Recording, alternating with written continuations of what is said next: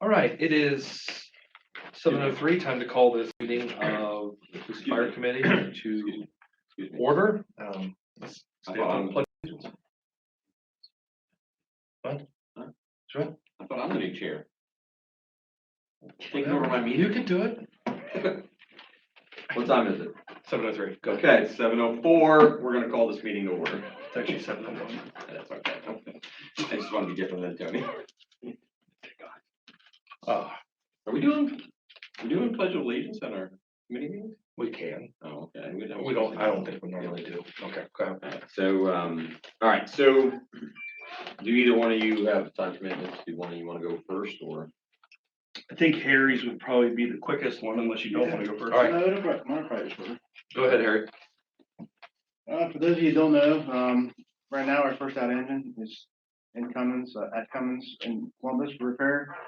We've been battling with a head gasket leak and a turbo issue. It's still there right now. I talked to Cummins. I was gonna make an evening trip to go get it. They're still working on a DEF issue. So it might take a while to get the parts. They're talking with their programmers now to see if they can actually reprogram the system. If not, I'm waiting on parts, which is an issue since that's our first out truck. But right now we're making do with our tender on first out on all calls. So if something changes, they're ready till midnight. I will be making the trip to Columbus to get that truck. The only other thing I have right now for the Police and Fire Committee would be replacement of some of our bunker gear items. Every year we try to forecast what we're going to be purchasing to keep above our 10-year lifespan on our bunker gear. So I have it broken down now into clear to the year 2025 on things that we need to buy. The quotation that the Police and Fire Committee members have right now in front of them is a quotation that I just received today for some replacement helmets, 4 sets of gear, and some fire boots. You see it's only it's a small amount compared to, well, looks like it is 14,000. Yeah, around 14,000. We try to make the purchases small because this money just comes out of capital improvement, so I try to take little nibs as I have to each year just to stay above our compliance. This is 4 sets of gear, and when I say sets of gear, I mean pants and coat. You'll see up here you'll have a helmet and some extra fire boots. We have some fire boots that are really old that aren't, we'll say aren't compliant, but they're just in disrepair, but they're at the 10-year lifespan. So this will just keep us above our 10-year threshold. And I actually have, Drake and I were working on this a couple of days ago. We were actually working on an Excel spreadsheet. It's easier for me to show some of the guys in color what we're going to be replacing from year to year. So like our orange on this sheet is going to be 21, then green, and then just so on. Red would be the 2025. So this just, we kind of break it up, and I try to even it out from year to year on what we need to buy. So these are items that we need to purchase this year out of capital improvement for bunker gear. Currently working on an apparatus replacement schedule to approach the city manager and council with. This is something that's never been done yet. I know we've talked about it. But when we purchased the truck that we're running now as our first out engine, for those that do remember, council actually approved the purchase of 2 vehicles, 2 sister trucks, a year and a half apart. We did not purchase the second truck because about that same time, that's actually when the city started to have some financial issues. So we just never pushed it. It takes a year to build a truck. So if we order one, we wouldn't receive that truck for an additional year anyway. So that's something to think about when we talk about a replacement. And I know that Scott and I have talked a couple times now. And so Scott he sees the need as well and understands the need for us to start looking at a replacement in the next year to 2 years. So we can keep above our 10-year lifespan on our first out engine for ISO rates. And that would coincide with probably replacing the ladder truck at 30 years of age. Right now it's 20 years old. So if the schedule I'm working on will actually transition into, once that truck gets 30 years, which is old for a truck, but our stuff stays in pretty good shape, honestly. 30 years, that would make us to the point where we need to replace that ladder truck. Plus, that'll open up FEMA grants as well, because FEMA will actually replace an apparatus once it hits 30 years. So I can shoot for a FEMA grant once that truck is 30 years old. I mean, if we get it, that's great. But if not, we still have a replacement plan in place. So I'm working on that right now, but I have not got it completed yet. If I could expand on that real quick. This should be the common theme amongst all the departments. We're trying to get in front of the 8 ball where we start planning ahead and looking at grants now. So for example, on the paving side, the small cities grant that looks very favorable in our favor. That's not in execution year 25, which will be 2024 summer is when it's supposed to start. And of course that could move up, but ideally we want it for these large purchases. We're starting to look 2-3 years out, sooner the better, instead of waiting until, oh my goodness, we need a truck now and then jumping through hoops. So all the departments are starting to prioritize their assets. Police department has a whole brand new fleet, so they don't get anything. But Jason's starting to work it with his pieces as well. Question about, so the bunker gear, first of all, this is what you're looking to replace this year. Yes. Okay, and you're running into some issues with your first out truck now, getting parts. If you order this equipment now, do you think that you're gonna run into delays in getting this equipment? Like, is this manufactured upon request too, or is it something you honestly, might have in stock? Or everything, it takes about 3 months to get bunker gear. three It takes about 3 months. The prices on the bunker gear is actually going to change in October as well, which is another reason why we locked the quote in now to get the lower rate. This is just to keep us afloat. And my backup set, most of my paid members, my full-timers backup gear, we've already given out to other members that have joined the department. So we don't have any backup gear at all. And so this just keeps us kind of up ahead of our 10-year and ahead of our lifespan, even on helmets. Do you have the money in your capital improvement? We should have. The capital improvement doesn't go into it's not budgeted per department anymore. I'm under the impression it's just the capital improvement line item for the city now. Okay. So what I would recommend is, since we're gonna be scheduling a finance meeting, maybe push this to the finance meeting to look at on Wednesday. I just wrote that down. Wednesday at 6 o'clock. Yeah. That'd be all right. That's good. We'll talk on Wednesday. Okay. Yeah. Take it to finance and see where the money's at. Yeah, I am correct too, that we don't have capital improvement per department now, right? I thought. I mean, there's a fire equipment line item in there. Is that what you're asking, or? I guess I don't understand. So that line item's still there, then the same capital improvement line on that we used to use then. Yep. Okay. Yep. All right. I think, I kind of remember where you're coming from. I think it maybe It kind of bounced for back a and forth year, little maybe bit. like 2019, it was off. Like Okay, it so was, So it's still there then. but it's there, yeah, it's funded, yeah. Okay. I don't have a problem. Take it to finance and go from there. I'm here for it. I've got a question about the truck. So the truck repairs that you have in Columbus now, It's according to Collins, it's warranty repair. It would be because due to the head gasket failure caused the DEF system. So that's to malfunction. That, and we've got a wiring harness that was soaked with oil. Because if you run any kind of contaminant through that DEF system, whether it be oil or antifreeze or anything, it messes Yeah, that so- up. so that current job is not any expense to. Correct. the city. They are, I still have a vehicle maintenance line item. It's healthy right now. But 99% of the work, it's all warranty. If there's anything that they run across that needs repaired while it's there, they can fix it. But everything right now is warranty work. Okay. And then as far as looking at a new truck, do we have payments on any of our trucks still? That truck there. The first out truck, and that's the one we'd be looking to replace. That's the one we would be looking to put in our fleet as a second out truck. And then the truck that we're using right now is our second out truck, which is 20 years old. We would look at probably replacing that truck. Okay. Or maybe. We either have 4 or 5 years left on that payment. Probably 4 years. Okay. I think it's 16. It could be 5 years because it takes a year to build a truck. So it's very possible that it might be 5 This years. one, when we looked at it last, I don't know if it's switched to 4 since we looked at it last. Yeah. So I think that's something you definitely need to look into and see what the figures are and see how much it costs and see how long it's gonna be because I honestly think that the shortage is gonna get worse and worse and Well, worse. the way we had it figured out before, and it never really came to fruition, we talked about it, was, we were gonna buy two sister trucks, stagger them a year and a half apart. Those payments within 10 years, those payments are done. Then after 10 years, that's when the ladder truck would have been close to 30 years of age. Take those two engine payments, roll into one ladder payment, pay for that for 10 years, then you have a break. You take, a little bit of ease and then you're back into your double, trucks again. That just will keep your rotation. Right, and is that the only, vehicle we owe money on, the only truck? For the fire department, yes. And then, You mean apparatus wise? Yeah.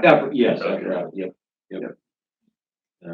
Yeah, as soon as we pay off Gary's truck, we'll get that plow phone, so. Absolutely. It's already been ordered in West Virginia. I was really expecting a picture or something when I was in.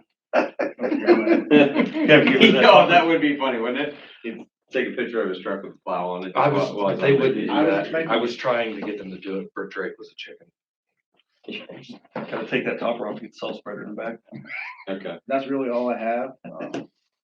Can you, for our next police fire meeting, would you be able to kind of, get us, I mean, obviously the quotes aren't gonna be, good for very long. Could you kind of give us a ballpark on what a first out truck would cost now and what like type of financing that would be for that?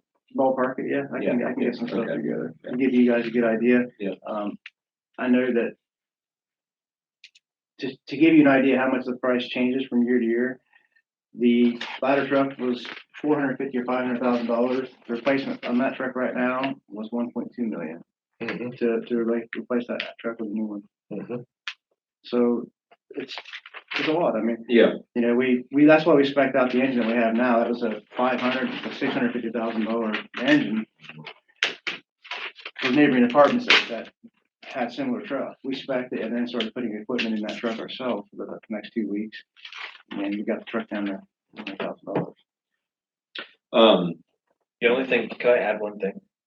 I think Scott's on board just because we had so much trouble with the lender, is that we could just, make a point, to shop other lenders. Mhm. Because the lender for the current truck is, Not very. I mean, I'm thankful that they helped us, but their customer service was bad. Mm. Is that an understatement or? Yep. Okay. I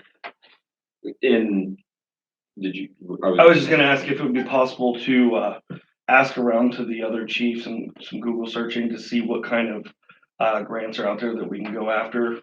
And maybe, I probably won't have enough time before the next one, but maybe have a rough schedule of what those look like for applying for them. And then we can put them on our master calendar, which we're starting to populate with other grants now. Yeah, I'm always on top of that stuff, so I can get this.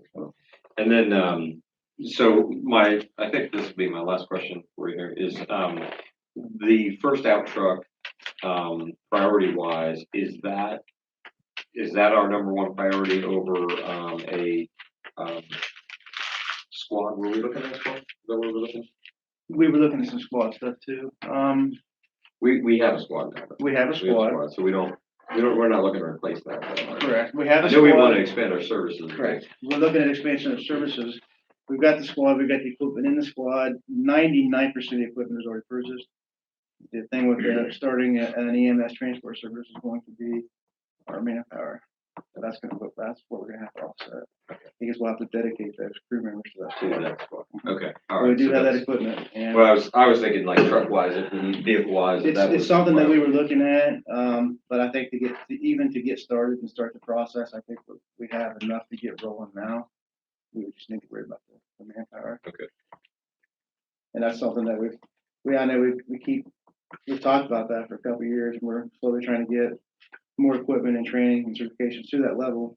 The biggest hurdle we're gonna have, honestly, is we're gonna have to come to council and say, listen, we're gonna have to have the manpower to do this. Even if we start with part-timers, we could dedicate 2 part-timers to the squad to get services started, but we still have the funding to do that. Well, you need to get a dollar figure on that because that's something we've talked about for the last 2 years, 3 years. Yeah. And, honestly, it's one of those things where, you know, Athens County EMS service does they're on the go all the time. And they're usually never around, and the problem is, as we ran into the one time, there's multiple calls in this area. So where does the other EMS come from? It comes from Gloucester. We've had, I mean, last week and we then had sometimes Athens. they're out, and then what do we do? Yeah. You most know? of our calls are now EMS calls. Yeah. And anytime Athens County EMS is transported, I mean- we're automatic on everything. You guys were there within 2.5 minutes of the call going out. The EMS had to come from Gloucester. Well, perfect example. It was 25 more minutes. We were just talking, I think Scott and I were just talking about that, and then we had the shooting incident. Yeah. And I sat with one of our officers with a bullet in his shoulder in our truck waiting on transport because, We didn't have anything. right, Yep. because we were working everybody else. Well, that's definitely, I think that would be a key priority for our town going forward. Athens County EMS does a great job. We just have a lot of calls. We have a lot. That thing's nonstop all day long. Seems like some days. And I know that the offset's not going to be great, but if there wasn't money to be made, there wouldn't be anybody doing it. And whenever somebody calls 911, honestly, right now, that money leaves the city. Oh, look what you've done with the fund, with the fire recovery fund. Yeah, I That mean, was it's not, money. it's not a lot, No. but it does help. It does No, offset. the money's out there. Yeah, and that's the key is offsetting it, you know. Thanks, chief. So I'm working on some EMS stuff, but We need to get a it's dollar. definitely too soon to try to give you any type of numbers, and it's almost like with giving you numbers on apparatus, it's going to be, rough numbers. Okay. Yeah, that's fine. So we, Gives us a ballpark. so we've agreed to look into, you know, send this, quote for the replacement of the equipment to finance. Finance. All right. And And then that's this Wednesday? we've also, Wednesday. yes, this Wednesday. And then we've also agreed for you to look into the truck. Try to just see what the figures are and how and where you're at with it. Because I would say probably next year there'll be a huge price increase again. It's just gonna get higher and higher. And, You got anything else? Just keep us posted on the first out truck, so. We're all good there.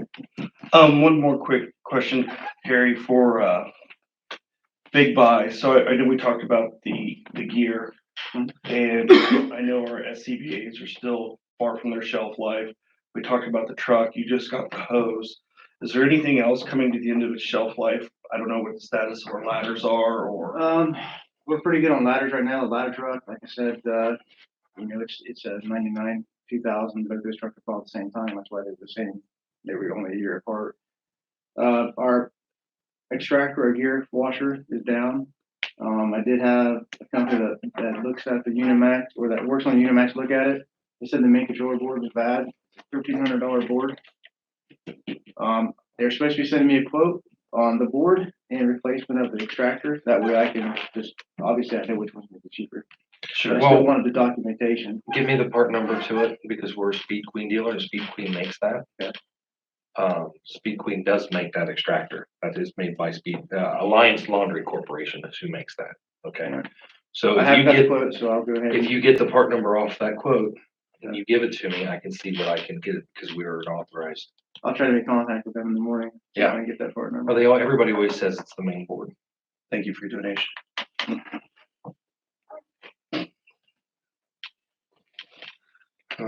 Other than that, though, I mean, as far as equipment goes, I have another question, I'm sorry. we're decent. So I know we're gonna be probably scheduling a test. Mhm. For, like a sergeant exam, which I think is just a civil service exam. Do you need one as well? Do you need? December 2nd was the extended date for the civil service test for the fire department. We extended that, with COVID and everything going on. It just really seems like nobody's beating the door down to pick up applications. Scott has a great idea with trying to get that ladder, this rung set back up in his department, and I think that's something we'll be looking at too, like the lieutenant's position, and just make it very similar to what he's doing with the sergeant. Okay. But that's, So December 2nd is your date right now. for the regular civil service, Okay. yes. That's good. All right. Okay. Chief, Chief Fitch, what you got? Chief Fitch. Go ahead. Scott, do you want to start off with this agreement we have with Hocking College, or you want me to go with it? No, I can go through it real quick. So, there's been some back and forth on, so just to refresh everybody's memory, back toward the beginning of the year, council, passed an ordinance, gave me permission to negotiate with Hocking College, up to $70,000, and also that was good with the attorney, Mr. Hunter at the time. Back and forth, it never got done. However, we have a draft, now that, because the last draft, I'll just clarify, it wasn't just sitting around. The last draft, I was not happy with the verbiage as far as potential increase over the years. Hocking College has fixed that. I'm okay with the way the contract's written now. The only discrepancy is the price was always $75 or 75,000. However, the ordinance that was passed was only up to 70. And I attempted to counter off with that, but 75 is the number because that was the number before we even started. So I don't know if I just need to or have Bob amend the ordinance that was done earlier this year, if we need to do another one, but basically to approve me signing this contract. TSAP already has the money set aside to pay it, so there won't be any appropriation or anything like that needed. It's just a matter of, are you guys good with me signing as written? Of course, if you're fine with it, I'll have Bob double check it just to make sure we're not missing anything. I'm good. And then I can get it ready for Monday's council meeting. And I'm good with that. And I'm glad that good I with Bob to double check it, but I've read through it. It looks the same as what we've had before. I had no problem. And we've already discussed it in finance previously, so we shouldn't have to go through it again. So I would say, yeah, that's fine. Go ahead and have Bob review it and create the ordinance for it. or do you guys want to suspend the rules to rush this through, or do we want it to go the normal route? Suspend the rules is fine. But I would want to make sure that we can do that with this, with Bob. Just make Sure, absolutely. I just didn't want to ask for it if it's something you're not even interested in. And this is actually effective July 1. Yeah. So, okay, yeah, so I would say suspend the rules. Yeah. Just so we get caught up. Or how are we paying for this? Monthly, We haven't paid anything. Probably all at once, honestly, all one? just because they've been doing the service for so long, but if they wanna do something else, I mean, we can do it. Scott, do you know if, How maybe has if the Bob service stops- been? It's just that's cheap. How's the service been? Been great. Okay. There's no issues. Chief Timms has been great to work with. Anytime it's any type of smaller Do you wanna see issue, it, it gets Carl? rectified immediately. Chief Timms has been great to work with. Good. And just to piggyback off what Chief said, it's in here, so there's no surprise at home. And it's something that we've already been doing anyways, but I don't want anybody to be shocked if they hear a year from now that Chief Timms is out sick for a week or two or on vacation for a week or two, and Chief Fitch is covering on the Hocking College side. We've already been doing that. That's what they asked for in return. And it's not anything more than guidance, would you Actually, say that's all it is? actually, we had to support Chief Timms while you were on vacation too, which was helpful. Which was nice. Yeah. She always return, I guess that's what I'm saying. It's such a good relationship that right now it overlaps seamlessly, but this just codifies it. Okay. Scott, All right. I have a question. Yes. So could you back up a sec? I didn't understand what you said about we passed it a long time ago, but it didn't. I thought it was done. So you guys passed an ordinance for me to sign a contract up to $70,000. So there was two issues with that. The number one was the 70 when she already said 75. And then the other problem was getting the contract amended to where, so the old contract said that we will split the cost every year. So it was a 3-year contract, and then we split the cost 50-50 down the middle. The risk that in my mind, and I'm not saying that this would happen, because I don't want to say I'm not trying to say anything negative about Hocking College. It was just risk to the city, is we had no say if the cost significantly increased for some crazy reason. And then, and again, these are all hypotheticals, but let's say something crazy happened and they had to double their manpower. So now instead of 75, now we'd be on the hook for 150, and we didn't have any say in the matter. So they have taken that out, and it's an annual review every year, and we talk about it and discuss. So at least we have a voice now for price increase And again, I don't think it was a problem to begin with, but long-term, after the administration over there is gone and we're gone, if this is still in place, we want a product that'll last for years. Okay, thanks. You bet. Keep that. I would just ask Bob if this needs to be done like the police cruiser agreement where it's a contract over 75. Does it need any waiving of the charter's bid requirement or anything? I know it's a service instead of an item, so I don't know how that changes things. Just so that we don't. Yeah. Yeah, Good look at- yeah. Yep. I'm here to Okay. ask the pesky questions. No, it's good. I mean, that way we know. So Chief, we have something in front of us about a sergeant? Yes, we talked about this previously at one of the committee meetings, but it's been a few months ago and there's obviously been a lot of things happen, since that time. However, I just want to bring it back up and hopefully move forward with it. I'm still proposing that we add one police sergeant. And when I say add, it doesn't increase our manpower. It keeps us still at the current 10 officer limit. It just, it just redefines, it'd be one chief, one sergeant, 8 officers. So it's not really doing anything but taking away an officer, putting it into a sergeant's title. The first line supervisor would take on first line supervisor responsibilities, checking reports, providing instruction, compliance with policies and procedures, and assisting me with some of the administrative duties. The sergeant would still be a uniform position, still work a normal shift and answer calls like other officers. They would just have the additional responsibilities as first line supervisor. It also gives me the ability to have somebody, if I'm out of town or something like that, to leave in charge that can answer direct questions. Obviously with that additional responsibility, I did a lot of research across the country, locally, and it varies, but a very conservative price increase for wages is like from top officers' pay. The first year, the sergeant would be making 6% above that. At the end of the first year, step 2 would be 8%, and then at the end of the second year, step 3 would be 10%. 10% is kind of 10 to 12% is kind of the national average for what a first line supervisor in law enforcement makes above top officer pay. So it puts us kind of on par with that. I think it's important we provide a little incentive for somebody because they are going to be taking a lot of additional responsibilities. So that's kind of what I proposed, and I gave you some examples there of just what that would be as far as an annual increase. So even at topped out step 3 pay, that's a $4,201.60 annual increase to the budget. But again, the overall performance that it would provide and effectiveness of the police department, I think would be well worth the $4,200. It's something that we need, since I've been here, I've been the only ranking officer. So there's a lot of times, because I can't be here 24 hours a day, obviously, and nor would just another sergeant, but it offers them to work different shifts and to see things through, when the weekends, if I don't come in, things like that. Then again, it's just another avenue. It would also help the guys. It would give them a voice, somebody to answer to.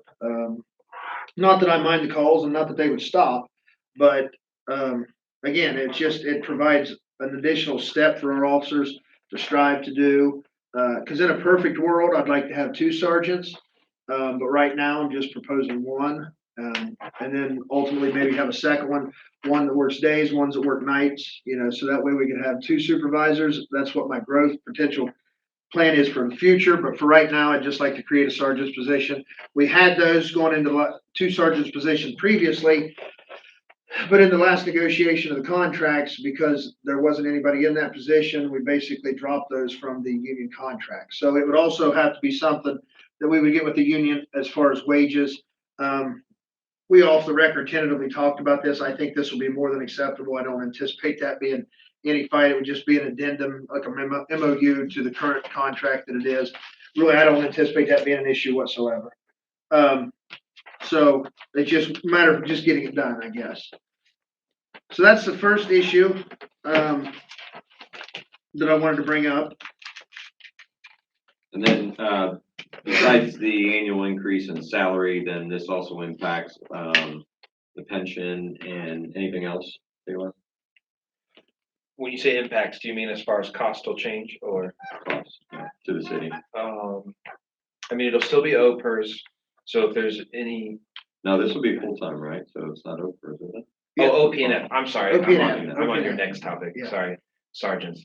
Yeah, OPNF, and then, But it wouldn't be any additional cost other than the wages, correct? It would still be the same amount of contribution. Wages and. it would be the yeah, same right? percentage. Same So percentage, which would go up, I think we talked about it, and it was, Police is 19.5, I believe, is Right. our match, so it'd be about 19.5%. And And then, Medicare is 1.45 match. Okay.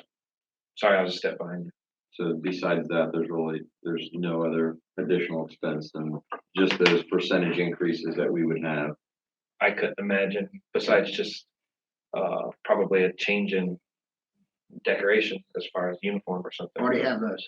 He's on it, see, Already had those last year when I got the badges, thinking ahead. like it. Okay. Mr. Duffy? I don't have a problem with it. I don't have a problem with it either. You just keep wanting stuff, chief. Just want. All for the betterment to serve the citizens of Nelsonville. I know. Good I answer. know. Good answer. So then we'd have to, well, I don't know, do we need to, when would this go into effect? When are you hoping to hire the sergeant?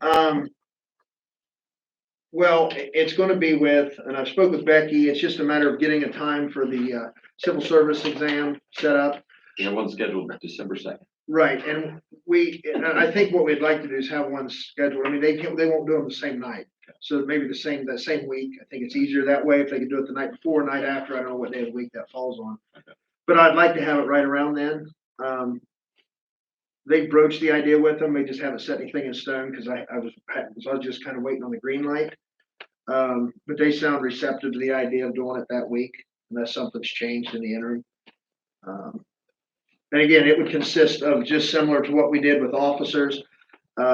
There would be a civil service examination, there'd be a interview and a hiring panel with chiefs and whomever else, people from the field, that's been supervisors and things, to ask, a series of questions and score them there, and then ultimately the combined score, whoever come out the highest would be offered the promotion or be promoted. Okay. And then, so realistically, timeline wise, First of the year. I mean, by the time you get everything done. yeah, we're by the looking time at everything's January. done, probably the first of the year. I mean, assuming we can get the test at the beginning of December, schedule the interviews the following week, and, then the holidays would hit, so maybe take effect, as effective January 1 or whatever. Okay, sounds good to me. I don't have a problem with it. I'm good with it. I mean, I have to bring it to council, full council for staffing ordinance. Yeah, so we'll need, yeah, really, that's all we need is. That's we a just staffing need to ordinance. change the That's staffing it. ordinance, the wording in there as far as positions. Right. And, that's all we have. And once that occurs, I will contact, once you guys give me the green light, I'll contact civil service and see if I can confirm a date. I'll make the guys in-house aware of it, then they can apply for it accordingly.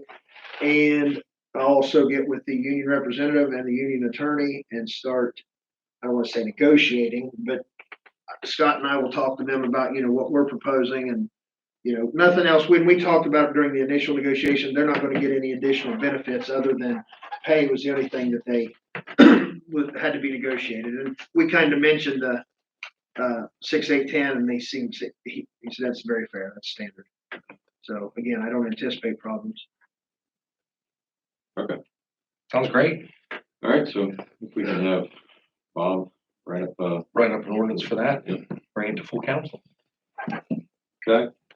Do we need to run that through finance first? We can run it through finance, but really should, I'm thinking if we're shooting for January 1, we really need to look at the budget as a whole. Are we gonna discuss budget on Wednesday for next year or? A little bit, Okay, not like, all in, but we can talk about it on Wednesday though.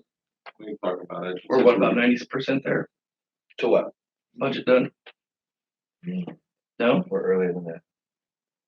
We'll have the left-right limits hopefully by Thursday or Friday. Sorry. it's okay, we only have an hour. Right. Okay, anything else, chief? One more thing, and It's, in reference to, this is I by no means want this to appear to be anything more than just an efficiency issue. But one of the things that I've seen, and I feel that it's my responsibility, as well as other department heads or any city employee for that matter, that when they see something that can be improved upon for minimal to no cost, I think it's our duty to bring it forward and talk to the city manager, which I have. I think he's in agreement with me. So I want to propose that we combine the current mayor's court clerk position with the part-time NPD clerk's position, which would create, instead of two part-time positions, it would create one full-time position. Also, all the responsibilities and duties of the mayor's court clerk would be taken on by the NPD clerk.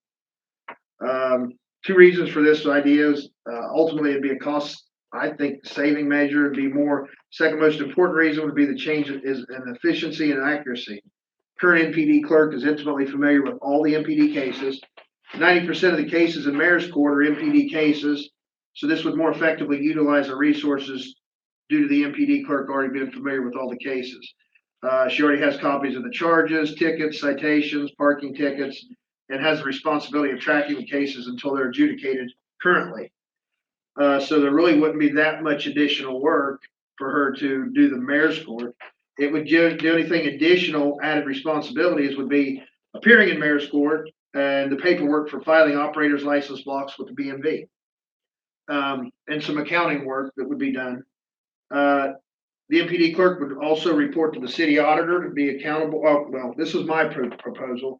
The NPD clerk would be directly under my supervision as opposed to working without direct supervision, as is currently being done. This would increase accountability for every hour of the workday to maximize efficiency and productivity. The NPD clerk would also have the obligation of reporting to the city auditor and be accountable for all money he or she collected. I also proposed frequent audits as well as other theft reduction steps to account for all money, by which would provide full transparency approach to all the fines collected. So she would be working with Taylor as far as that portion goes.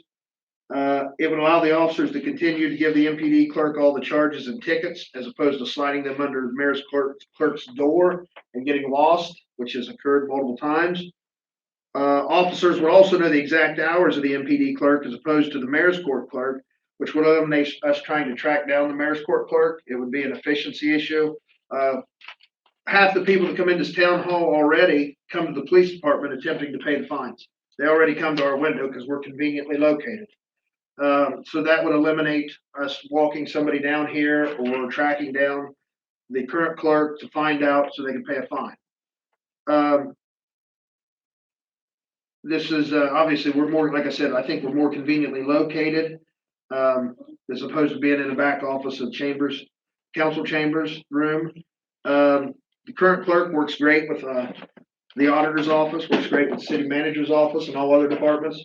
She's been a tremendous asset to the police department. She requires very little supervision, self-motivated. She's been a godsend. She's been great. For this, like I said, we already have a working history of her capabilities, and they've been all top notch. So it's not like we're just creating the position and going out and trying to find somebody for the position. We already have an in-house candidate that's excelled in every aspect of what we've asked her to do. It would also eliminate all the calls from the public that MPD and Hocking College dispatchers handle daily with questions for the mayor's court clerk. Everybody calls the police department wanting to know questions for the mayor's court clerk. We get multiple calls every day. We can't answer those because we don't know the answers. And then it comes back to us trying to find or locate the clerk, the current clerk. So again, it would just be much more convenient, not only for the public, but it would be much more convenient for us as well, having that person knowing it's the clerk. And they could call her direct line on the citations. Like I said, the MPD clerk, Jessica's well organized, professional, understands the concept of being a team player. In my opinion, it would be another big move for the city of Nelsonville, strengthening our team, providing better service to the community, and being physically more responsible. The second page of this has got some just basic financial figures. The current part-time NPD clerk works approximately 32 hours a week and makes $12.24 an hour. If you times that out, that's $20,367.36 of yearly income. If the MVPD clerk moved to a full-time position, working 40 hours per week and making, and this is where I'm gonna lean on my auditor friend over here, he come up with the figure 1750, because that's consistent with people in his office. If she would get that raise, the numbers would be as follows. 1750 times 40 would be $36,400 yearly income. The difference between her current salary and the full-time clerk's positions would be $16,000, basically a little over $16,000. Well, the current budget for a mayor's court clerk is $15,000 a year annually now. So in wages, so if you transfer that money over to that position, essentially we're only talking $1,032. There's also probably on the savings, there's $2,500 budgeted by council for office supplies for the mayor's court clerk. I find it difficult to believe that we would need 2,500 additional office supplies, but if you just made that budget, we could probably save the $1,000 and it would probably be financially, it'd be a push. The facts are, that's if the current clerk works the amount of hours that stays within the $15,000 a year wages. Currently, and these are approximates, but they're fairly accurate according to the auditor's most up-to-date postings on our cloud, which is cloud-based, very good. Currently, she's looking to make $22,000 to $23,000 this year, $7,000 to $8,000 additional. So she's going to be making 30 to 35% over budget on her salary if she continues to work the same amount of hours as what she has been throughout this year. So if you go 15,000, or if you go the 30 to 35% over budget, it would actually be significantly cheaper for us to have the clerk combined into one position. Our mayor's court is just an hourly employee, Yes. not a salary. There was $15,000 allotted, and right now, well over 90% of that's been paid out. And again, she's projected to be 30 to 35% over budget in salary this year. And again, I can only assure you that if Jessica, minus any unforeseen issues or additional responsibilities that council or city manager or somebody would have for her, I can assure you she will not go 35% over budget working under me. So if I could maybe piggyback and give a little bit more. Sure. So what we talked about, basically she would get the same schedule Becky has. Becky has flex. So when she comes to council meetings or committee meetings, everything else, she just flexes it out that week or that pay period, I should say. So if it's this week and next week before the next pay period, she just flexes out to not generate any overtime. And that has not been a problem at all with Becky. So the idea was to do the same thing. So you're referring to like mayor's court nights. She'd probably come in late that day to work later that night, you're saying? Basically whatever her chief work out. I mean, if she's got a doctor's appointment on Friday, maybe she'll work all day and get off early, less out, whatever they work out, as long as she gets her 40 in. We really don't care how you get your 40, as long as you get your 40. So, I try to do that when I can now, as far as flexing for people so they can, take care of business. So, so far that's been working out well. And we have not had any overtime on Becky. The other part of this is the level of service thing more than anything else. We do get numerous phone calls and for mayor's court, questions about mayor's court. They come to my office, Becky fields them, I fields them, whoever our intern is at the time fields them. And then several people do show up. No fault, it's just neither the positions are full-time to have somebody there during business hours, if you will, take those questions or to address those concerns or take money. I do know one of the things we talked about that he kind of went into a little bit as far as working with the auditor's office. It's my understanding during the week, other than mayor's court, she won't be touching money. She'll send everybody to the auditor's office. And when they get their receipt, then she'll take care of business on her side, which is exactly how we do it with code. Becky doesn't touch money. She has them, whoever the customer is comes down and pays, they get a receipt and take it back to her. That way we don't have money touching any hands. The only time she'll have money to exchange will be on mayor's court night if somebody pays in cash. So that would be the only time she's touching it, which directly correlates with Taylor's proposal for the hourly rate. And that is, people touching money, livable wage, and so forth. And then if I jump back just to the character, and again, it's not, I don't want to say that there's a problem here because there's not a problem here. In fact, Mr. Foley told me that it was going well, but I just want to speak to Jessica's character. I've told her about other jobs that pay $25 an hour, offering her opportunity, and she refuses to leave. You can stare at me all you want, sir. I'll just stop talking. So I'm just saying she's very committed to the team, and also I give her task, her and Becky both help me with grants. So I just throw them over to her and she figures it out. So she's far more, we utilize her a lot more than just PD clerk, so. What's the majority of our stuff at Mayor's Court now? Is it from police department or from code? It's from police. Okay. I mean, for the police department, when I've been doing mayor's court, has been astronomical. I mean, I would say on average, anywhere between 22 to 40 cases every mayor's court. Do we use the same system with code, like when there's a violation and they have, does that go into the police, like that same software?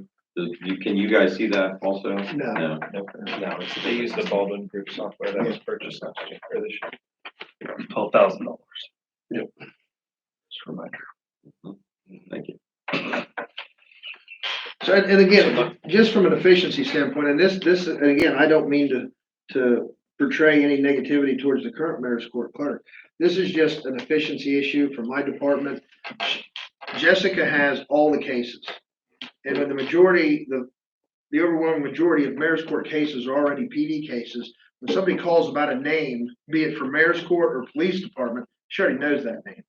She has all the paperwork right there from the police standpoint.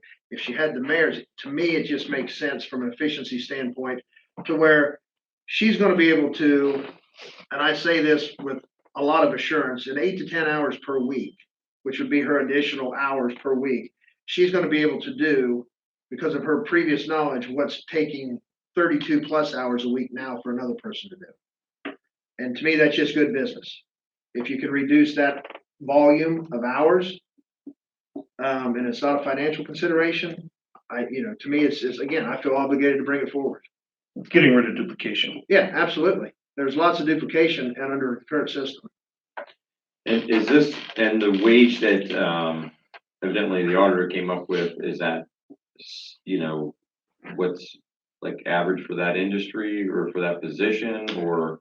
It's the entry rate for the current contract. It would be my folks, and I think Becky's is set at the same. She's close, she's few, I think she's a little bit less, but not much, like Okay, 40 or 50 cents. yeah, Okay, but so if she that's- was entry step one, wasn't it the same? I know she's I think up- it's that much variance between the Oh, two. okay. But it was just based off the entry level for other similar positions in the contract.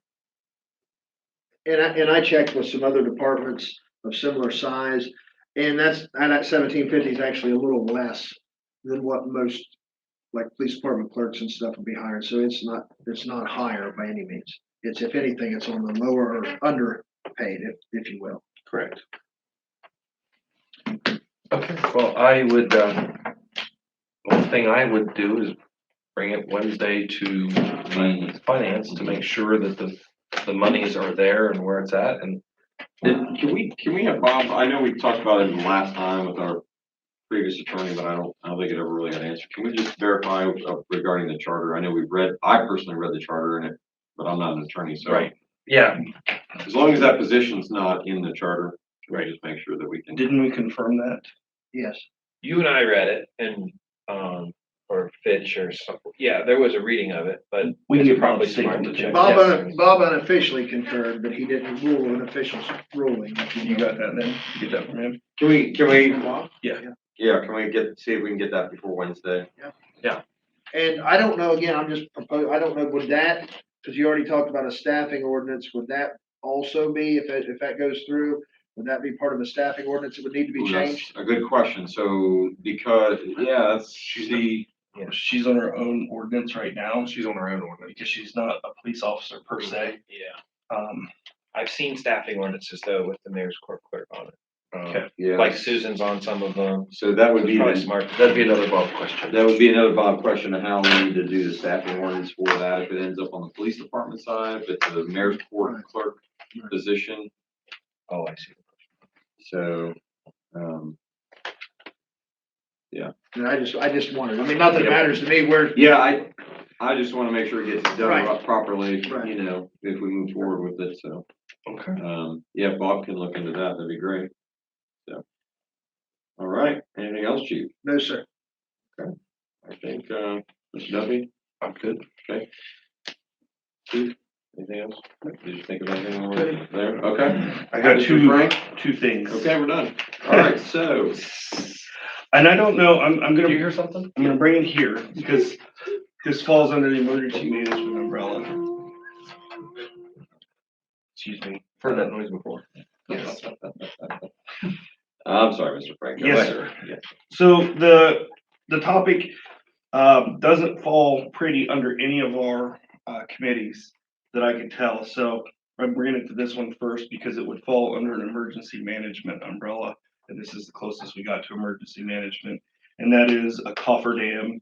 I believe, you know, other than the police security, if you will, the flood, the river scares me more than anything else, specifically at Crabtree Field.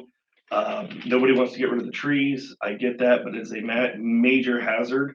So I would like to propose, instead of getting rid of the trees, we have a contingency plan in place in case there is a flood. One of those trees blow over and pull a root ball out and break the levee. What I'm looking at is a cofferdam. They would be between $8,000 and $10,000. And it just depends on the overall size and height and what equipment we have versus they. I just want to put on your radar to see if there was any issue with that prior to going further.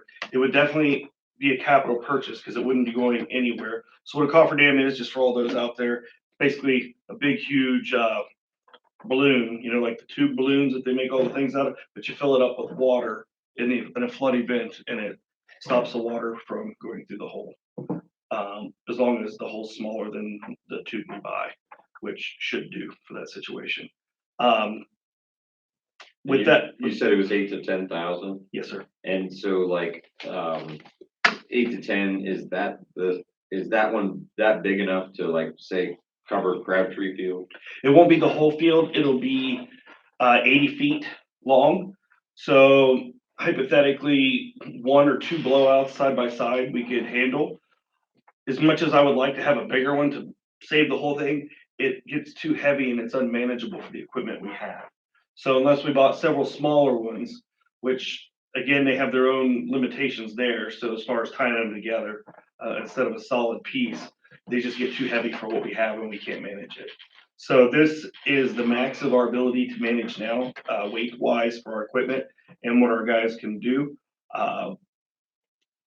So that's why I don't want to go any bigger. I get it. We could live here 100 years and never use it, but I guess it's just I don't want to take that risk. I want to have something in place in case one of those trees fall over during a wet event. Worst case is it's a minor flood, 2 feet deep, you know, knee deep or whatever, and then that 2 feet goes down the city. We can't stop that. It's going to go until it equalizes. Yep. And just to piggyback on that, the EPA has fired back a tentative map that remaps our floodway and floodplain. I will tell you the current version is significantly better and really close to what our engineer proposed to the EPA. But it still comes over in certain places. And the reason why that floodway is being developed the way it is because they are not counting Crabtree as a levee. Yeah. Because it's not. It doesn't meet any criteria for a levee at all. So when they're doing their thing, even though we live here, no, Crabtree holds back a lot of the water. On their computer model, it doesn't. So that's why the floodway is changing the way it is. That's why the floodplain, I don't know if the floodplain extends. I didn't look at that. The floodway is the one that really ties our hands. What would it take for them to consider that as such? It would have to be a proper one, which has, you'd have to get rid of all the light poles, all the trees, everything off there, and I'm not an engineer, so I don't know how wide it would have to Right, be, right. but the only thing you can have on it's grass. So. Okay. A long-term plan that I've been throwing around, but I don't even know if I can do this yet. So it's on there. Those concrete blocks, like I talked to you guys about at Poly, I would love to stack those up to create a wall and then backfill it. I would feel really good about that. It still would be an official one, but it would definitely be safer for the city. Even if we just went up a few feet with it, it would definitely build our strength. So just wanted to throw that out there. Okay. Did you get those blocks for Polly? We actually just found a place that sells them, so close Good, by. good. If the concrete manufacturers make them when they have or extra concrete, Right. it's not something they just generally produce. Right, they just do it when they have extra. That way it's not a waste. That's good. Yes, sir. Okay. So if you're fine with that, or if you want me to take it to another committee, I mean, of course, finance, it'd have to go to finance, but Right. any other committee, I will push it through. I'm fine with that. Yeah, so and this would be, your thought process is that we would use it at Crabtrees, where the primary User would be at. user of it, because that's getting the water first within the city and probably the worst. That's what I see as the biggest threat. However, if something else comes up, I mean, It it's can be portable, moved. we can move it, and then it kind of becomes, cause I've already talked about it a couple different county levels. It almost becomes an asset for the whole area. Now, would we want to give it up if Crabtree's leaking? No, but if somebody in the near area was about to, Needs it worse than we do at that point. Right. Yeah. I don't believe that there's a concern out in the county that, that's a threat. So maybe this is just a meism, but, I would definitely like to have something in place in case that thing ever blows out, because we don't have a plan for that. The pumps can't keep up with it. It's just gonna go till it neutralizes in the city. Yeah, well, we should, and we started a conversation, I believe, about replacing pumps anyway, right? So our pumps are actually really good.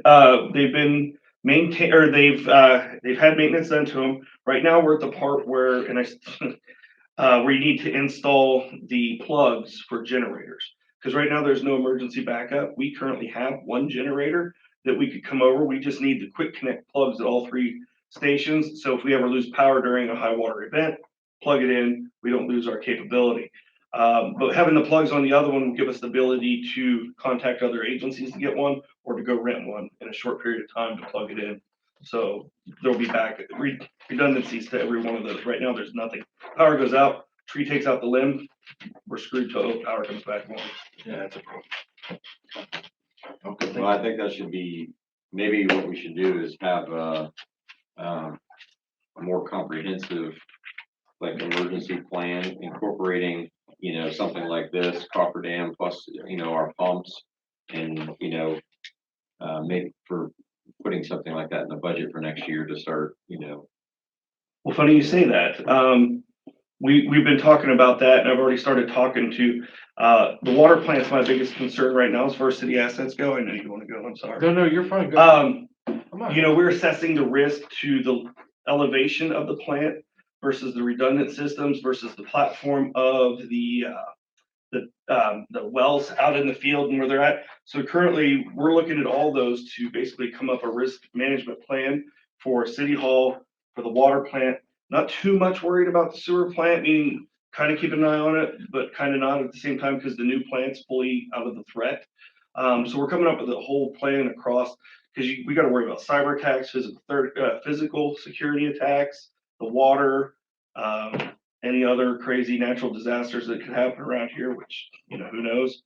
And so just today, we were looking at cameras to put on the water wells and the water tanks that run off cellular, so we have full surveillance on all of our water assets.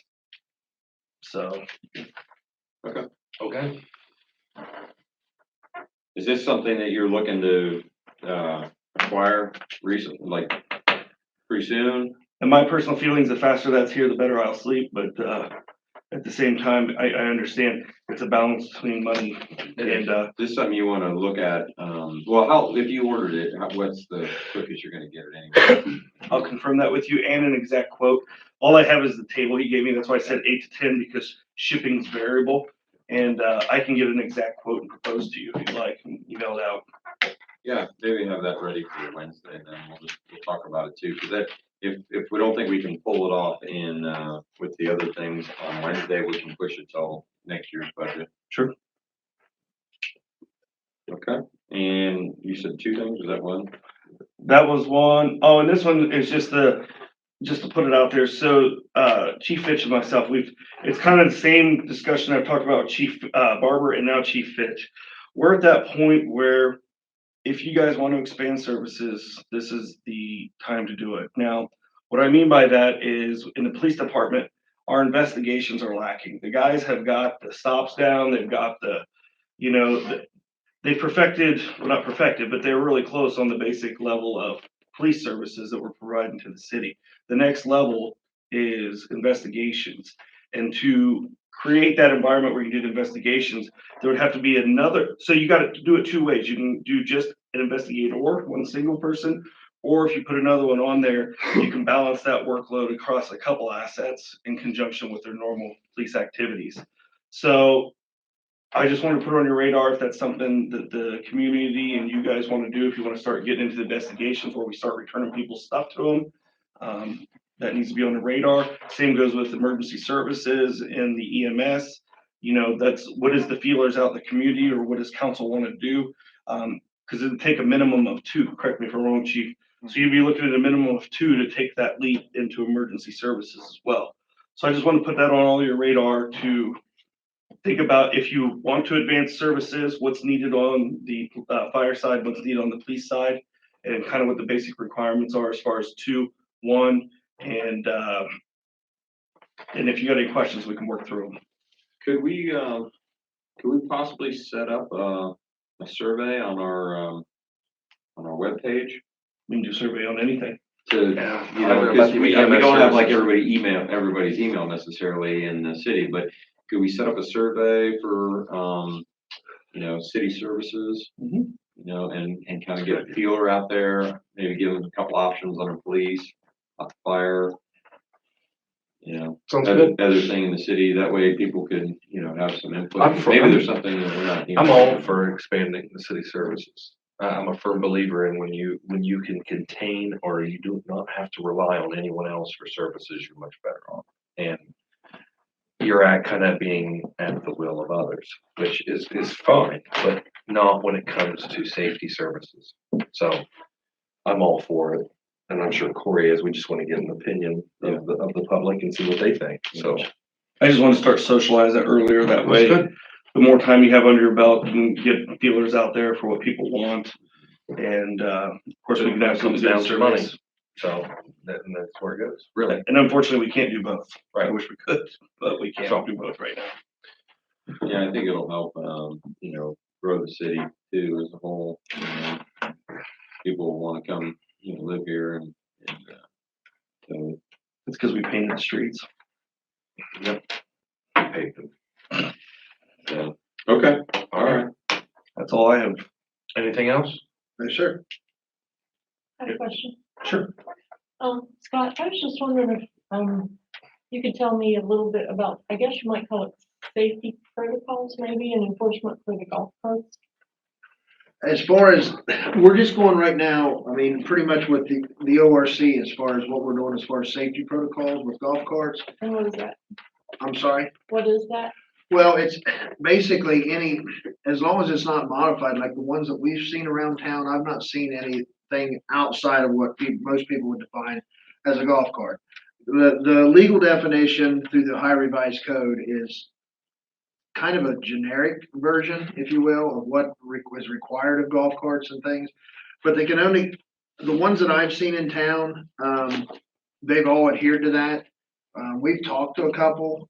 We're just, like I said, we're just going with, the same as with like the side-by-sides and the utility vehicles, those kind of things, as long as they meet all the criteria. And I have the documentation, or we got it on our police website as far as to make sure they meet all those standards.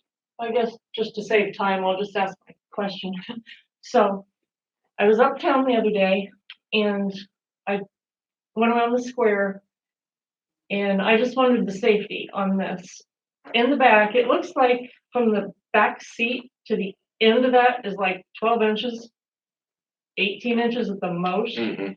And there were two very, very young children sitting there, so if I would have tapped the back of that golf cart, that would have been very bad. I just wondered, is there any safety thing going on with that, or? Well, I believe it's not a good idea, but It looked unfortunately, very bad, very the way dangerous. the way that the laws are written for golf carts is there's nothing definitive, like where if you're in a vehicle, you gotta have a car seat, things like that. They don't really apply to golf carts.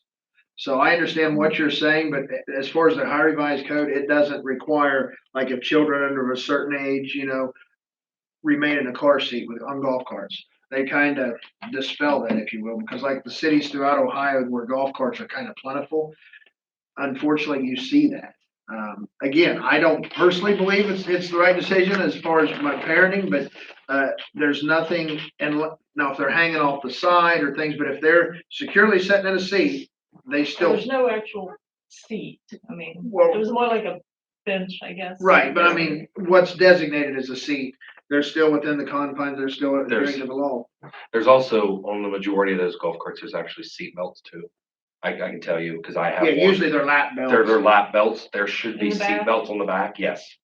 My golf cart, one of my golf carts that I don't drive on the street, I've never taken it. It has a lap belt on it. If it has a rear face or a seat that faces the rear, and there should be belts on those. The majority of them have. That's more reassuring, thank you. Yeah, I mean, I've never seen It was one with very scary just seeing, I could have reached out and touched them and they could have popped right off of there. Now, I can tell you that with the ATVs, we've had a couple issues, I wouldn't call them issues, but people that just was unsure, and they had young children, still had helmets and stuff on, but young children's on the back of ATVs, and that's not permitted. Right.